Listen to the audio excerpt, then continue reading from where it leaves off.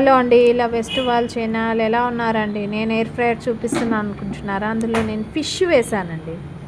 ఈరోజు కొంచెం వెరైటీగా ఏంటంటే ఫిష్ ఫ్రైడ్ రైస్ ఎగ్గుతో చేశానన్నమాట పిల్లల కోసం అనేసి.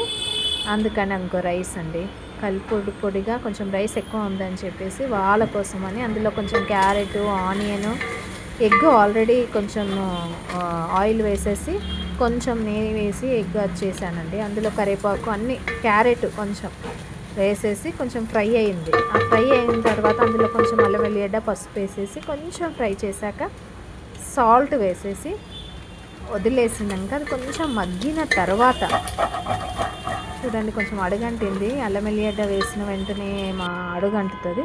రైస్ వేసాను. రైస్ వేసేసి కొంచెం కలిపేసి ఉప్పు, కారం వేసాను లైట్గా. ఫ్రైడ్ రైస్ కదండి. అయితే అది చేసిన తర్వాత కొంచెం చికెన్ మసాలా వేసా ఫ్లేవర్ కోసం అనేసి. ఇప్పుడు కనబడుతుంది మీకు, నేను అప్పుడు మర్చిపోయా. కలిపేసి చికెన్ మసాలా వేసాను అనమాట. ఆ సిమ్లో పెట్టేసి చికెన్ మసాలా వేసాను. అందులోనే ఫిష్ ఎగ్ ఫ్రైడ్ రైస్ అనమాట ఇది.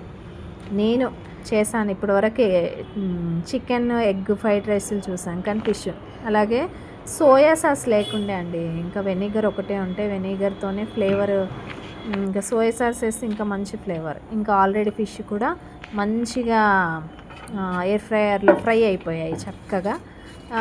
అంటే మామూలుగా నేను ఫ్రై చేద్దామని ఆయిల్ ఫ్రై చేద్దాం అనుకున్నా, కానీ అది కుదరలేదు. ఎయిర్ ఫ్రైయర్ పెట్టేశాను. చూడండి ఎంత గుమ్మగుమ్మగా, ఎంత మంచి స్మెల్లో టెమిటిగా ఉందన్నమాట. చాలా బాగుంది. దాంట్లో ఇంకా పైనుండి అది కొంచెం మగ్గిన తర్వాత కొంచెం వేడయ్యాక పైనుండి ఫిష్ వేసాను అనమాట.